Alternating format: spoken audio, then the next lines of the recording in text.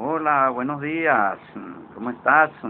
Bienvenido, bienvenida a el canal de Yahweh en América, el Israel del Sur. El canal de Yahweh para la construcción de su pueblo santo, de la nación santa, para el cumplimiento de su promesa en Éxodo 19:6 y para rescatar nuestra esencia original, nuestro modelo original de nación santa, primera de Pedro capítulo 2 verso 9. Para esto es este canal. Y hoy vengo con un nuevo vídeo. Vamos a responder sobre algunos puntos a Rabbi Dan Ben Abraham. Y el título de este mensaje, de este trabajo, de este análisis, Teodoro de América responde a Rabbi Dan Ben Abraham. Ese es el título. Busquemos primeramente la dirección de Yahweh, nuestro soberano. Bendito eres, oh Yahweh, Padre Celestial, soberano Señor de los cielos y de la tierra. Te pido, Padre mío, ahora que por medio de tu Santo Espíritu, tu Ruach HaKodesh, me inspire, Señor, las palabras apropiadas para ayudar a entender a este pueblo, Señor, para ayudarles a entender su realidad, para que su realidad sea descubierta a sus ojos, para que puedan despertar conciencia y entender lo que son ahora y lo que usted quiere que sean, Señor. Para que puedan entender, Padre, Señor, su situación con relación a usted, a su propósito, a su proyecto, a su plan, Señor. Abra las mentes, abra los corazones, las almas, los espíritus de todos estos oyentes, Señor, de manera que puedan entender con mucha claridad, Señor. Por medio de su Hijo, de Yahshua HaMashiach, de ese santo nombre, Señor, se lo ruego. Amén. Bien.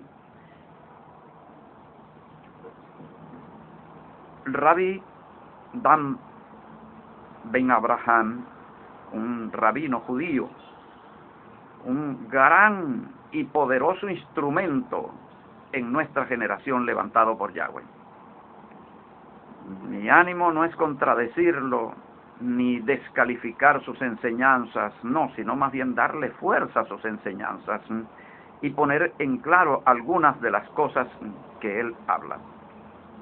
Si usted escucha a este rabino, usted comprenderá mejor mi persona, comprenderá mejor mi trabajo, mi misión, el proyecto que me involucra en este momento de la historia, en que Yahweh está formando una generación para esta era mesiánica, para la era del establecimiento de su santo pueblo, y que este santo pueblo es a la vez su instrumento para la conquista de las naciones, para su dominio.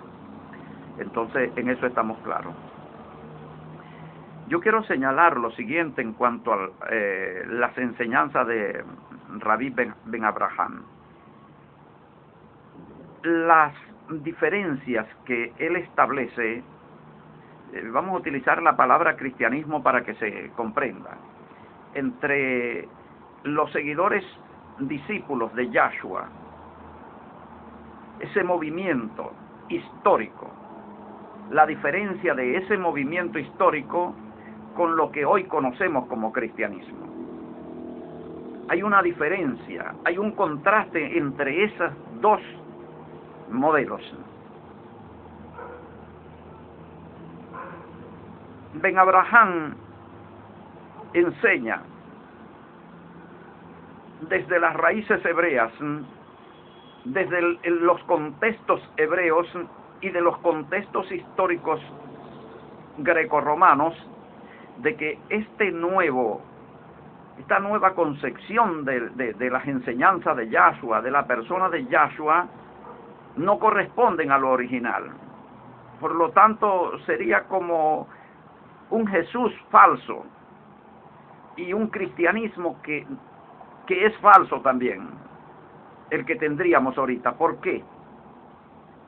Porque según la enseñanza de Rabbi Dan Ben Abraham, este cristianismo que tenemos ahorita, pentecostal, bautista, metodista, anglicano, católico, o sea, evangélico, protestante, católico, ese cristianismo surge a partir del siglo IV, es niceano, o sea, tiene su origen en Nicea, y que también surge en Nicea, pero tiene sus raíces en la interpretación de escuelas gentiles de Alejandría y de Antioquia, posterior a la desaparición de los últimos apóstoles y de la iglesia original, la iglesia judía. Entonces tendríamos un cristianismo falso, o una falsa interpretación del cristianismo, tendríamos un Jesús falso o una falsa interpretación del Yahshua histórico. Esto en la enseñanza, en la boca del rabino Dan Ben Abraham. Yo comparto totalmente sus enseñanzas, hago mías cada una de esas palabras, y quiero aportar también a esto, que va a ayudar a entender un poco también en algunos matices, en algunos puntos, lo que enseña Dan Ben Abraham. Yo denomino, y usted lo puede ver en todos mis vídeos, más casi 400 vídeos acá en este canal, yo denomino ese cristianismo secularizado. Quiere decir, desde una perspectiva secular, que sería también sinónimo de una perspectiva laica, civil, pagana, ¿vio? Ese cristianismo. Y para ayudar a comprender cómo nos llega a nosotros este cristianismo, por lo tanto hoy tendríamos grandes figuras de un cristianismo falso, grandes evangelistas de un evangelismo falso, grandes predicadores de un Jesús, de una figura de Jesús falsa, y llevando a la gente a un modelo falso. ¿Por qué? Porque es un modelo que no tiene sus raíces en el pueblo de Israel, no tiene sus raíces allá, no tiene sus raíces en lo hebreo, en la cultura hebrea, en la fe hebrea, la fe de Yahshua, la fe de sus apóstoles, la fe de su iglesia levantada, no tiene sus raíces allá. Este cristianismo que tenemos ahora, hoy día, acá en Venezuela y en América y en el mundo, no tiene sus raíces allá, tiene sus raíces en Nicea, ¿vio? Entonces el evangelio niceano, el cristianismo niceano, las iglesias niceanas, es lo que tenemos ahora. Y yo quiero dar lectura a una cosa para que, a algo para que usted entienda, a un trabajo histórico. Lo voy a hacer, pero antes quiero señalizar los siguientes puntos para que usted entienda. Abra su mente, abra su corazón, su espíritu, pídale a Yahweh que le dé entendimiento. Querido, querida, la gran rivalidad entre, vamos a llamarlo cristianismo para que la gente no se despiste, este movimiento de Yahshua, judeo-mesiánico, por decirle de alguna forma, este movimiento de Yahshua tuvo una gran controversia, una gran rivalidad con el judaísmo de su tiempo. Ahora, ellos eran judíos, Yahshua judío, los apóstoles judíos, todos los que se convirtieron judíos, pero tenían una gran rivalidad con el judaísmo, con los judíos de su tiempo. O sea, el pueblo judío se dividió en dos. Pero ¿qué fue lo que produjo esa rivalidad? Lo produjo una sola cosa: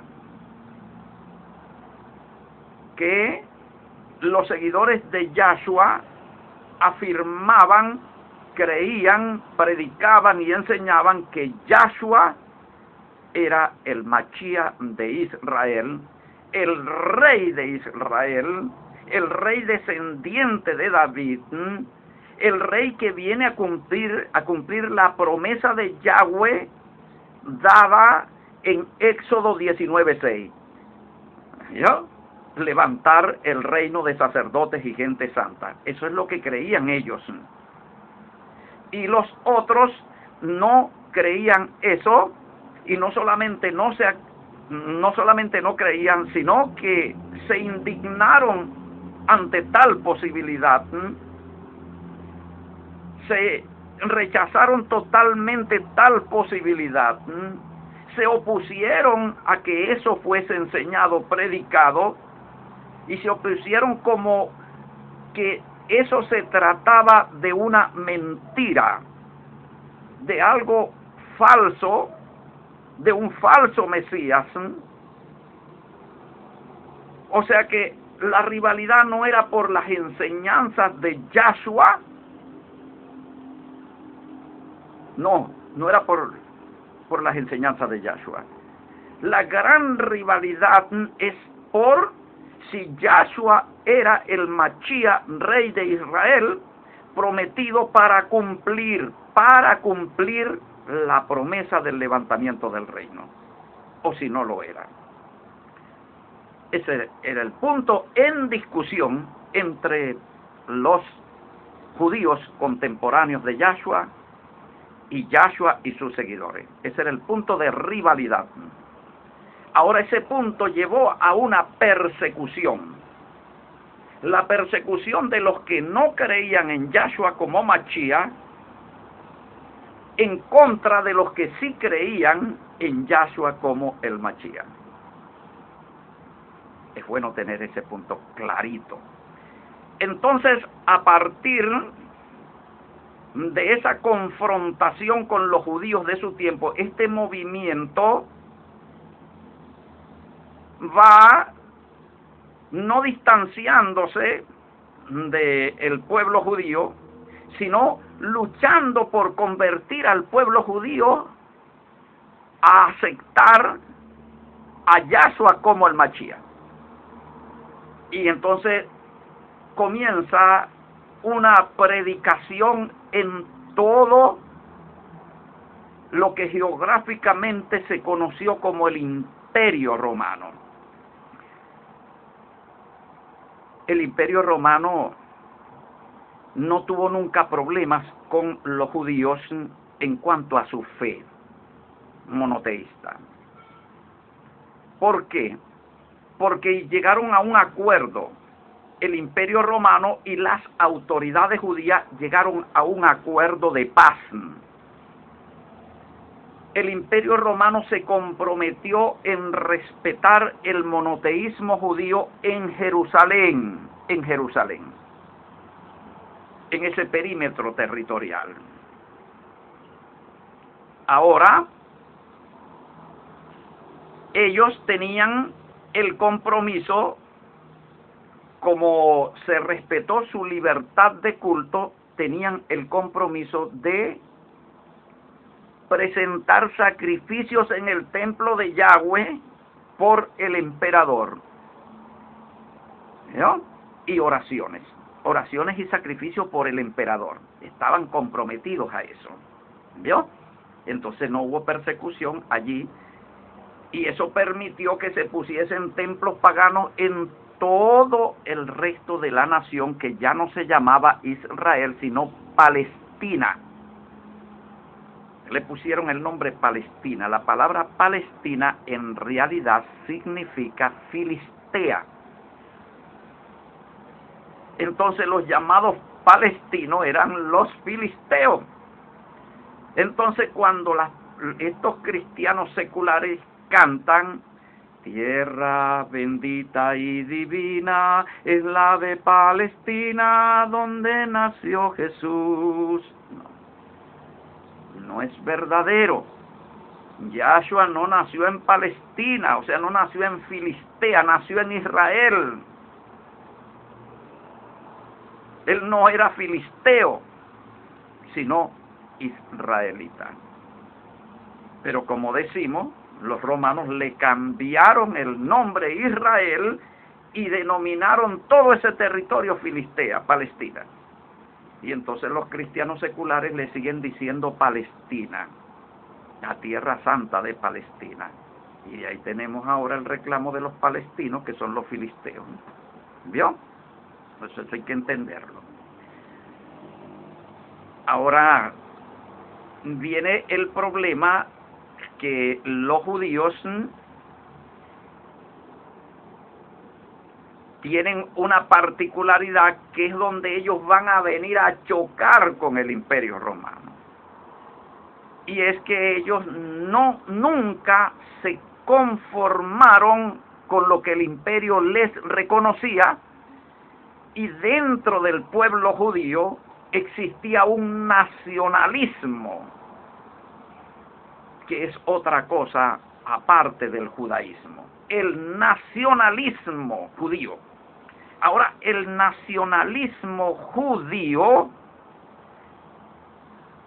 que encarnaba una buena parte de ese pueblo con una gran fuerza histórica, con una pasión, ese nacionalismo, ellos lo interpretaban como el derecho que ellos tienen de parte de Yahweh para ellos ser una nación única, bajo el dominio de Yahweh y sin influencia de ninguna nación gentil. Y no solamente eso, sino también que ellos entienden que Yahweh no solamente le ha dado el dominio sobre su propia nación, sino también el dominio sobre las demás naciones.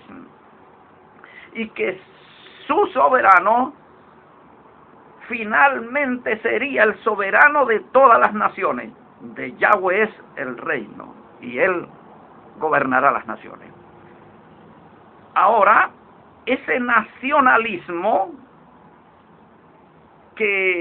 donde militaban muchísimos judíos y que se organizaban en grupos, preocupaba mucho al Imperio Romano, porque ese nacionalismo era el que causaba las revueltas, y ese nacionalismo tenía su esperanza puesta en la presencia de un Mashiach, descendiente de David, que iba a libertar la nación para establecer el reino teocrático prometido por Yahweh en Éxodo 19:6. Entonces, estos judíos nacionalistas eran los que iban llevando esta enseñanza, este mensaje, fuera del límite territorial de tolerancia que le había otorgado Roma a los judíos. Ellos comenzaron a llevar estas enseñanzas nacionalistas judías a las sinagogas en Grecia, en África, en Europa, y esto sí comenzó a preocupar al imperio. Y entonces allí se presenta la persecución de Roma en contra del pueblo judío por generar este tipo de intereses contrarios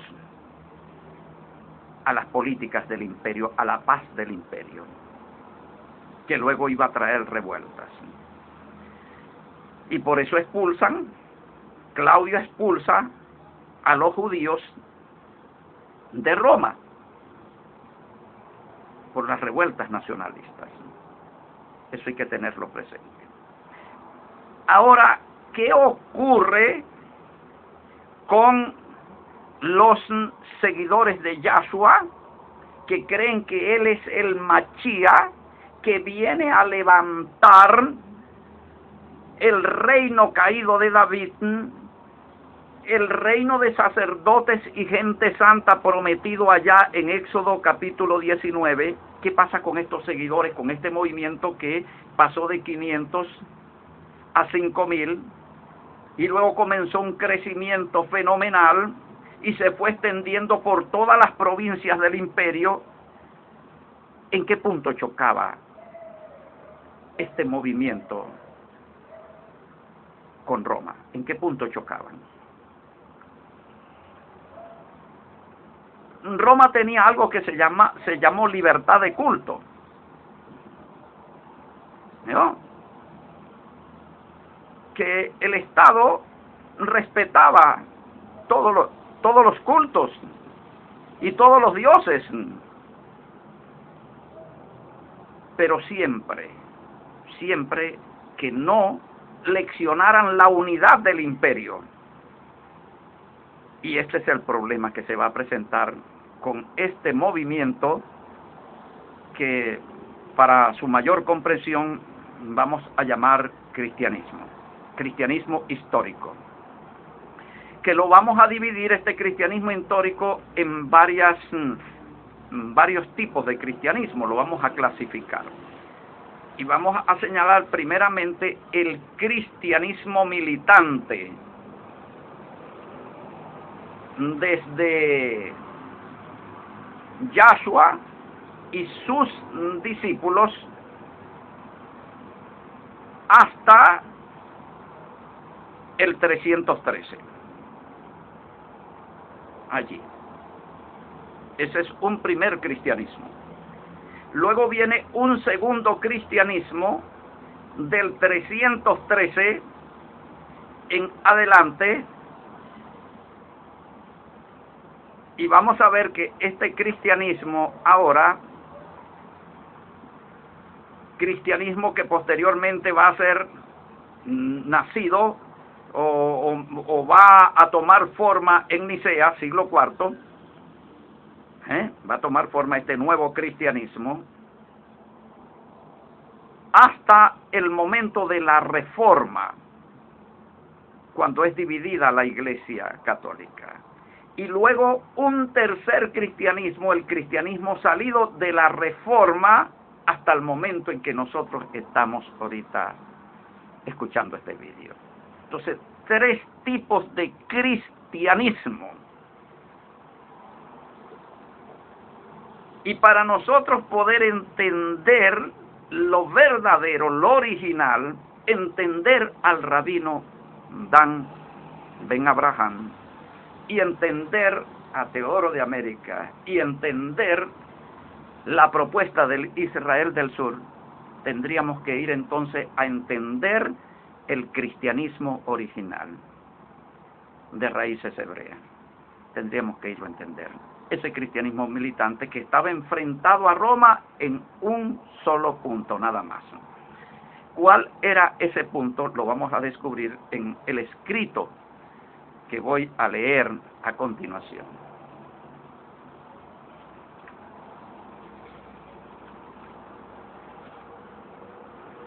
El cristianismo y el imperio romano. Doy lectura. Se ha dicho al principio que los romanos eran extraordinariamente tolerantes respecto a las religiones extranjeras. ¿Por qué entonces persiguieron al cristianismo y cómo al fin se hizo cristiano el imperio? Para contestar a estas preguntas es necesario retroceder al judaísmo.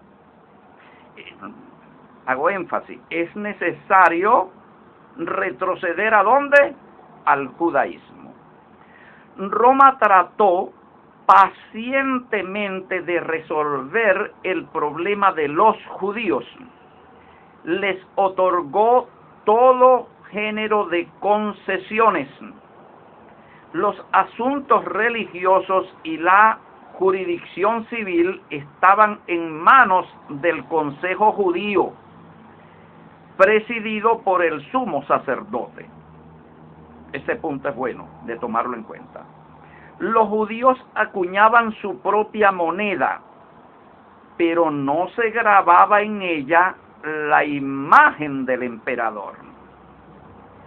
Se les eximía del servicio militar y los pocos soldados romanos estacionados en Jerusalén dejaban sus estandartes en Cesarea.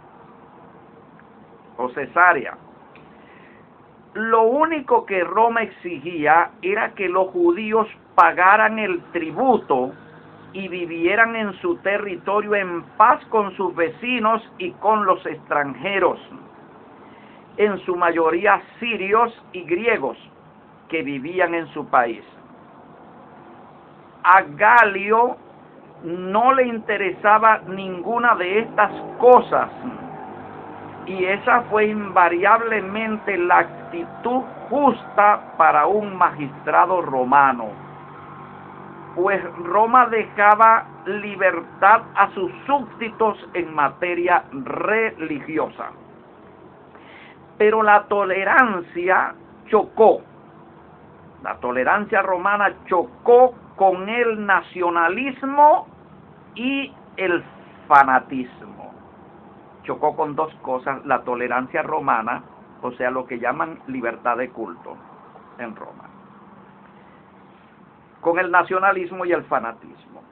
La mayoría de los judíos creían que su nación estaba destinada a dominar el mundo.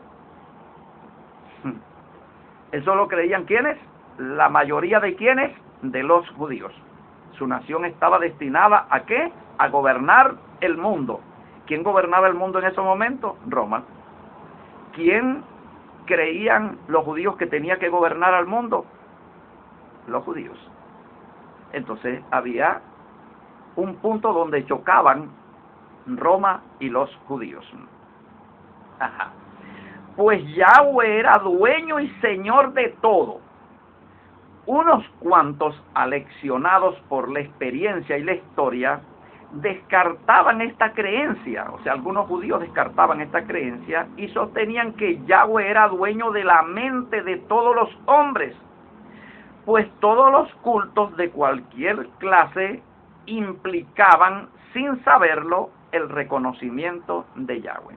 O sea, a Yahweh no le interesaba dominar al mundo, sino la mente de las personas, o sea, el corazón. Lo que le importaba era el corazón de las personas, más nada.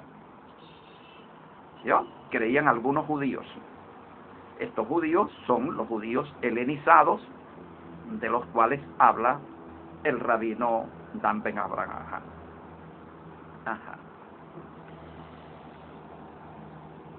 Pero el judío común, a diferencia de algunos de sus profetas, no podía comprender la universalidad y por eso se conservaban ceremonias que tendían al exclusivismo y al particularismo. O sea, el exclusivismo de pueblo único, particular. Los judíos se mantenían unidos, exaltando la raza y reclamando la posesión exclusiva de su país. Se mantenían unidos en reclamo de la posesión de su país. ¿Y quién tenía la posesión? Roma. Y ellos se mantenían unidos en la reclamación de la posesión de su país. O sea, en eso rivalizaban con Roma. Estamos viendo el choque entre Roma y los judíos. Si eran fieles a su fe, triunfarían cuando Yahweh lo creyese oportuno, pues todavía se aferraban a la creencia de que habían de gobernar al mundo, gobernar el mundo, como representantes de Yahweh. si como nación compacta, fiel a su religión, lograban una independencia propia, llegarían indudablemente a ser instrumento más útil en manos de Yahweh, si lo lograban. ¿Vio? Pero, a pesar de su historia, la paciencia no era una cualidad judía. Y el nacionalismo, inflamado por el fanatismo, estaba siempre a punto de estallar. ¿No? Quizás el corto número de guarniciones romanas en Palestina, o sea, en ese caso no es en Palestina, sino en Israel, hay que quitar ese nombre, unos 3.000 hombres, fuera para ellos una tentación difícil de resistir. Pero no podemos ocuparnos aquí de la historia de estas revueltas ni las medidas tomadas por el gobierno romano. En cuanto a los judíos desparramados por el imperio, principalmente en Roma y en los centros de comercio, el caso era distinto. Las facciones rivales a veces causaban disturbios, pero por lo general estos judíos vivían pacíficamente, a pesar de que los vecinos se burlaban con frecuencia de sus costumbres. La vida lejos de Palestina, en este caso sabemos Israel, les había hecho más tolerantes y, aunque hicieran el viaje anual al templo de Jerusalén, eran menos intransigentes y menos nacionalistas que los que vivían a su sombra. Así, la inmunidad concedida por el gobierno, repito, la inmunidad concedida por el gobierno y el desdén del populacho se combinaron para asegurar la libertad de la religión judía. Durante 30 años, aquí viene el cristianismo ahora, durante 30 años el cristianismo disfrutó también de esa libertad de culto que se le otorgó a los judíos. Durante 30 años gozó de esa libertad. No porque la libertad se hubiera concedido de una manera consciente, sino, aquí viene lo bonito, vamos a prestar atención, porque ni el gobierno ni el pueblo distinguían entre el cristianismo y el judaísmo. Ni el pueblo romano ni el gobierno romano hacían una distinción entre cristianismo y judaísmo. O sea, para ellos, para el pueblo y para el gobierno, los cristianos seguían siendo judíos. O sea, no se entendía de que existiera algo como cristianismo, no se entendía así. Lo que hoy llamamos cristianos, o sea, lo que verdaderamente sería cristiano, en ese tiempo no era cristiano. O sea, el gobierno romano no lo entendía como cristiano, lo entendía también como judío. Eso hay que entenderlo. Ajá.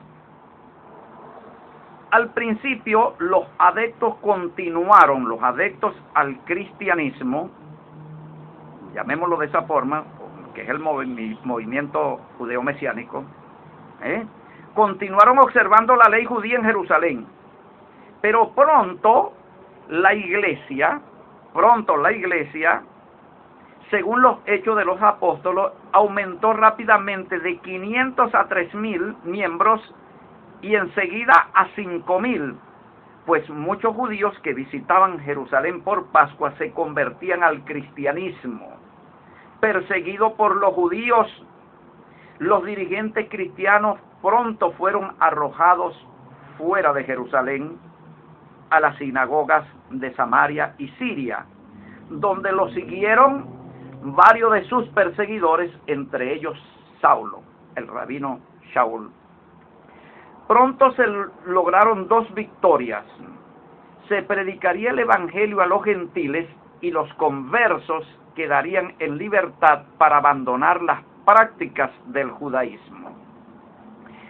El apóstol de los apóstol de los gentiles, podía ya predicar un evangelio emancipado del judaísmo, lo cual no es totalmente verdad, y eso es bueno que lo aprendamos de el rabino Dan Ben Abraham. No hubo emancipación del judaísmo, siguió siendo judaísmo, pero judaísmo creyente en la llegada del Mashiach, Yahshua de Nazaret. Aunque la hostilidad de los judaizantes les entorpeciese todos los pasos, Pablo viajaba por los caminos del comercio y las comunicaciones, a lo que la paz romana había dado seguridad. Visitaba primero las comunidades judías y después predicaba a los gentiles en griego de aquel tiempo, o sea, griego koinés se llama. Sus conversos pertenecían por lo general a las clases humildes. Cuando su predicación promovía desórdenes, cuando la predicación del rabino Shaul promovía desórdenes, eran los judíos los que provocaban. Los funcionarios romanos lo protegían como a un sectario judío. Las autoridades romanas protegían al rabino Shaul cuando se formaban los tumultos en contra de su predicación. Ellos lo tomaban, lo protegían como un sectario judío, no como un cristiano. ¿No?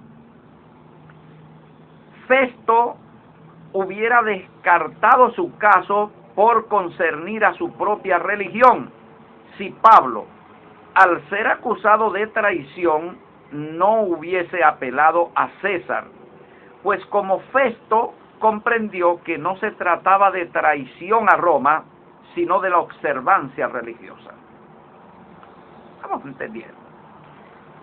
Pero si por entonces el gobierno de Roma no distinguía entre judaísmo y cristianismo, el pueblo romano, no tardó en hacerlo. O sea, el pueblo romano comenzó a distinguir entre las dos cosas. Pues comprendió que había surgido algo más insolente. O sea, algo más insolente que los judíos. Y cuando hablamos de algo más insolente, sería algo más agresivo hacia Roma. Algo más peligroso que el judaísmo. O sea, un judaísmo radical mesiánico. Hacia el año 64 después de Yahshua, la fecha de la persecución de Nerón, el gobierno se había al fin dado cuenta de esto, de las diferencias entre judaísmo y cristianismo. Pero la diferencia que era el peligro hacia Roma. O sea, no era la doctrina, era el peligro. Y vamos a saber por qué el peligro. Pues según sus enemigos, el cristianismo mereció que se le prestara vigilancia oficial, ya que no satisfacía las condiciones que Roma concedía a la tolerancia. O sea, quiere decir que el judaísmo se mantenía dentro de la tolerancia, con algunas expresiones del nacionalismo, pero se mantenían allí bajo el control de la tolerancia religiosa. Pero esto nuevo, que es lo que creía en un Yahshua Mashiach, se salía entonces de la libertad de culto, de las normas, de las leyes que regulaban la libertad de culto. Imagínese usted que en estos momentos aquí en Venezuela surge un movimiento de raíces judías que rompe con lo tolerable acá en Venezuela como libertad de culto y comienza a afectar los intereses del Estado. Imagínese usted eso, inmediatamente el Estado venezolano reaccionaría, ¿correcto? Las condiciones, rompía con esas condiciones. En primer lugar, el cristianismo se prestaba a una falsa interpretación. Y vamos a ver si verdaderamente era falsa. En segundo lugar, los cristianos incitaban a menudo la persecución deliberadamente. Al romano de la época le parecía que los cristianos odiaban al género humano. A ellos les parecía, no que fuera verdad, sino que les parecía. Esperaban el próximo advenimiento de Cristo, cuando todos, salvo ellos mismos, serían destruidos por el fuego de su perversidad, y aparentemente parecían gloriarse en este desastre para Roma. O sea, pensaban que odiaban a la humanidad porque, oye, cuando regrese el Mashiach, va a acabar con todos los romanos por ser perversos. O sea, que quiere decir que es enemigo de los perversos romanos, o sea, enemigo de todos nosotros, prácticamente de todo el mundo que es perverso. Entonces ese Mashiach es una amenaza para todos los perversos del mundo, que somos la mayoría, dirían ellos. ¿Vio? Entonces están viendo como una amenaza a este cristianismo, pero no los judíos. Los judíos no los ven como esta gran amenaza, o como una amenaza menor. A partir del siglo II, este modo de pensar se manifestó de una manera diferente. Los cristianos se esforzaban por provocar la enemistad con el fin de ganar la corona del martirio. Parecía que con sus enseñanzas aspiraban a una revolución social. Sus reuniones secretas encubrían las prácticas, que sospechaban de que existían prácticas de canibalismo y cosas que no era así, sino que celebraban lo que es la Pascua, celebraban en secreto, que era comer la carne del cordero, pero el cordero en este caso era Yahshua, y entonces pensaban que se estaban comiendo un ser humano, y todo esto fue en desprestigio del cristianismo. Ok, el gobierno romano tenía a mano pruebas, tenía pruebas fáciles. Se había reconocido el culto bajo la ley de asociaciones, que prohibió las reuniones regulares de gente a menos que tuvieran licencia. El gobierno romano tenía pruebas de lo ilícito del cristianismo, de lo ilegal del cristianismo. ¿Por qué? Explico. Porque el gobierno romano había otorgado licencia a todas las iglesias que quisieran legalizarse. Es lo que significa acá en Venezuela y en América, que las iglesias deben registrarse en el Departamento de Justicia y Culto para obtener una licencia del Estado pagano para poder funcionar. Entonces, ¿cuál era la prueba que tenía el Estado romano contra los cristianos? La prueba era de que no se legalizaban, o sea, no adquirían licencia, y sus reuniones seguían siendo secretas. Ok. De no ser así, era una religión sin licencia, y había que suprimirla, pues podía ocultar aspiraciones antisociales o criminales de la peor clase. ¿Ah? El magistrado debía ocuparse de esto como uno de sus deberes, pero el asunto adquiría más importancia si se sospechaba traición. O sea que el cristianismo podía ser interpretado como traición al imperio, ahí sería más peligroso. ¿Podía el cristianismo hacer una demostración de lealtad a Roma y a Augusto? ¿Podía hacerla? ¿Podía demostrar su fidelidad al emperador y a Roma? El cristianismo se negó. Este cristianismo que estamos tratando de estos primeros siglos se negó a esa prueba. El cristianismo se negaba. El Estado persistía, el uno sin comprometer al otro, pues ambos partían de puntos opuestos. El cristianismo y el Estado partían de puntos opuestos.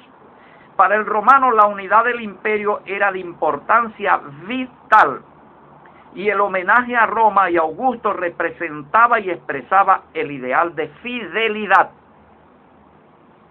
O sea, si los cristianos no participaban en este reconocimiento público a Roma, y Augusto, entonces era tomado como infidelidad, o sea, como traición. Patria diva qui tradatus moriturus, decía el lema en aquel tiempo. Patria diva qui tradatus moriturus. La patria es divina, o sea, es una divinidad, y quien la traiciona muere. Eso es lo que le iban a aplicar al cristianismo de aquel tiempo. Era un acto de fe política, asumir ese ideal y demostrarlo públicamente de fidelidad a Roma y al emperador era una fe política. Otros cultos no tenían el menor inconveniente en rendir este homenaje, excepto los judíos, y con quienes el gobierno había llegado a un acuerdo como una raza en particular, para exceptuarlos de eso, ¿ve? Pero los cristianos, con adeptos conversos de todas las razas, no podía concedérseles las mismas condiciones que a los judíos, porque tenían gente de todas las razas, y el Estado romano le concedió esa libertad solamente a los judíos.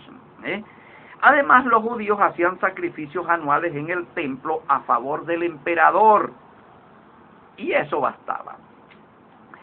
Para el cristiano, el acto de rendir homenaje a la divinidad, cualquiera que fuera el significado de esto, de Roma y Augusto, era un acto de fe religiosa, incompatible con la fe cristiana. En consecuencia, el resultado fue la incomprensión. Ninguno de los dos alcanzaba a comprender el punto de vista del otro. Ni el cristiano entendía a Roma, ni Roma entendía al cristiano. Estaban firmemente allí, cada uno defendiendo lo suyo. Además, había cristianos que creían que todo acto diario que contribuyese al bienestar del Estado contribuía a mantener la idolatría. Vuelvo a repetir, mire, hubo cristianos que en ese tiempo creían que contribuir con el Estado en cualquier forma, ¿contribuir con quién? Con el Estado, era darle fuerza a la idolatría, apoyar la idolatría. Qué diferencia, ¿verdad?, entre estos cristianos y estos cristianos que hoy conocemos acá en Venezuela y en América, que usted los ve contribuyendo con el Estado, orando por el Estado,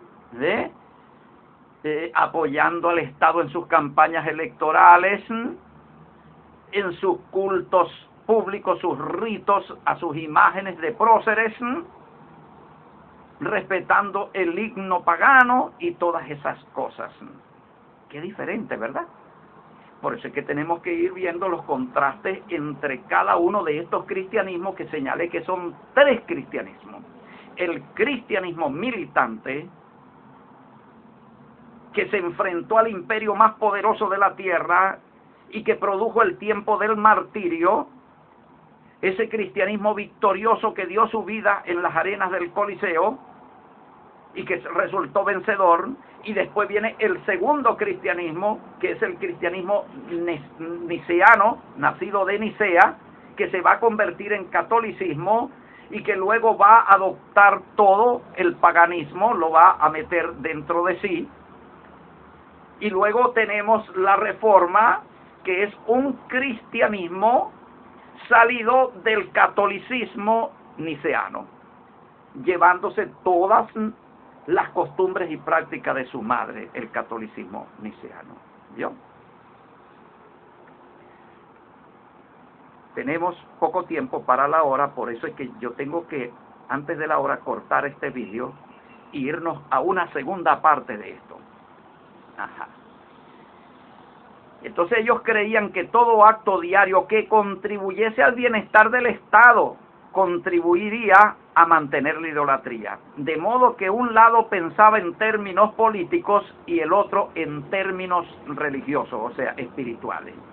Y como la religión cristiana era totalmente diferente de todas las demás por su repulsión de la consigna vivir y dejar vivir. El conflicto fue inevitable y la pretensión del cristianismo al universalismo parecía aspirar a un Estado dentro de otro Estado. Parecía aspirar este cristianismo del que estamos hablando, cristianismo militante que se enfrenta al Imperio Romano, le daba la impresión a Roma, al gobierno romano, al Estado romano y a los ciudadanos romanos de que aquí lo que se trataba era del levantamiento de un Estado dentro de otro Estado. O sea que el cristianismo no era otra cosa, este cristianismo no era otra cosa que un Estado que se está levantando dentro de otro Estado y cuya propaganda se hacía en secreto. El punto de vista romano es muy comprensible. Esto lo vamos a dejar para la segunda parte.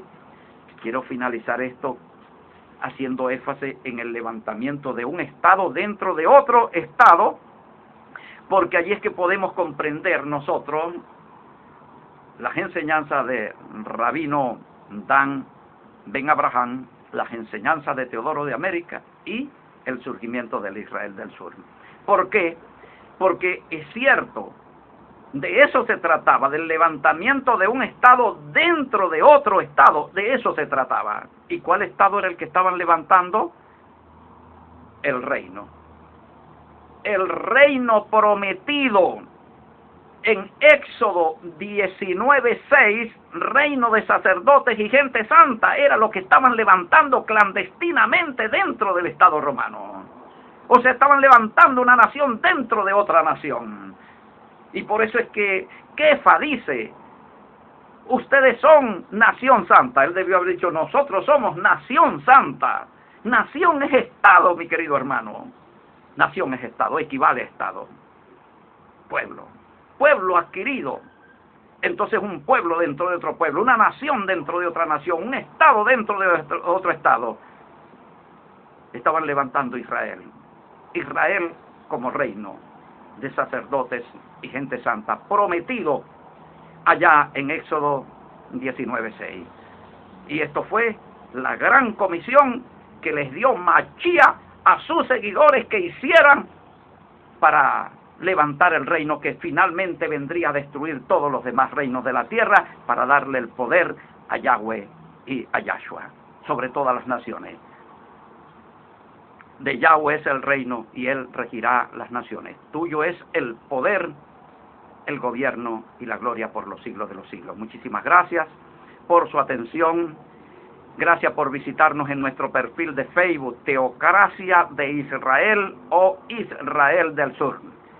Por seguirnos allí en nuestro perfil y también por agregarnos a WhatsApp al 0424-255-7182. Por escribirnos a nuestro correo electrónico teocráticosbzla@gmail.com. Será hasta una próxima oportunidad. Les amo mucho. Yahweh te bendiga y te guarde, haga resplandecer su rostro sobre ti, tenga de ti misericordia y ponga en ti y en toda tu familia, ponga paz. Hasta pronto. Les habló Teodoro de América. Shalom Aleichem. Les amo a todos y a todas. Besos y abrazos. Besos santos y abrazos fraternos para todos y para todas. Hasta pronto. Shalom Aleichem.